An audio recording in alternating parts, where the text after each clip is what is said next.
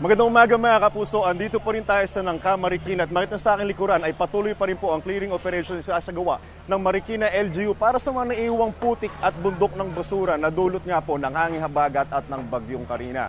Paalala mga kapuso, para po sa mga papasok pa lang sa trabaho, eskwela, huwag po natin kakalimutan magdala ng payong, kapote o kaya ng may jacket dahil magiging mataas po ang chance sa pag-uulan dito sa Luzon.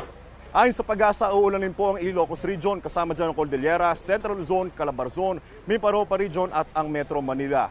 Pinaalerto mga residente mula sa banta ng baha o kaya naman ang landslide. Mga localized thunderstorm naman lalo sa madang hapon o gabi ang aasahan sa ilang pampanig ng Luzon kasama po dyan ang Visayas at ang Mindanao.